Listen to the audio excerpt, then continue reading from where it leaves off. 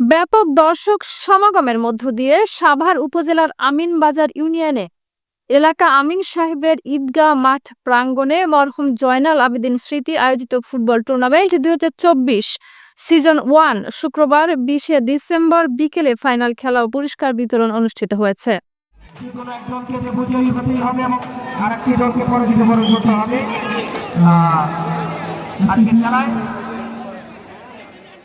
জীবন enterprise বনাম এনা এন্টারপ্রাইজের খেলার প্লান্টিক শটের মাধ্যমে শেষ হয়। ফাইনাল খেলায় অংশ নেয় ইনা এন্টারপ্রাইজকে 3-0 গোলে হারিয়ে জয়লাভ করে জীবন এন্টারপ্রাইজ। উক্ত খেলায় প্রধান অতিথি হিসেবে উপস্থিত ছিলেন ঢাকা জেলা বিএনপির সাংগঠনিক সম্পাদক ব্যারিস্টার ইরফান ইবনে আমান অমি। বিশেষ অতিথি হিসেবে উপস্থিত ছিলেন বিএনপির নেতা আমজাদ হোসেন, মোহাম্মদ হোসেন, আজহারুল ইসলাম অভিসহ অনেকেই। খেলা শেষে প্রধান অতিথি খেলোয়াড়দের মাঝে পুরস্কার বিতরণ করেন এবং আয়োজক ও কমিটিকে পরবর্তী খেলা আয়োজনের জন্য উপস্থিত আমন্ত্রিত অতিথিরা বিভিন্ন ধরনের সহযোগিতা করবেন বলে ব্যক্ত করেন।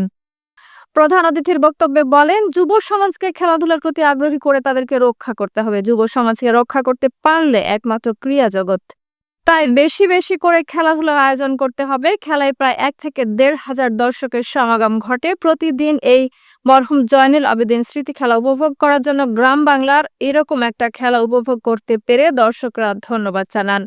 আয়োজকদের সাথে কথা বলে জানা যায়, যুব সমাজকে মাদক অপরাধমূলক কর্মকাণ্ড থেকে সরিয়ে রাখতে এই প্রত্যন্ত অঞ্চলের যুব সমাজের সুপ্ত প্রতিভার বিকাশ ঘটাতেই এই আয়োজন করা হয় প্রতি বছর।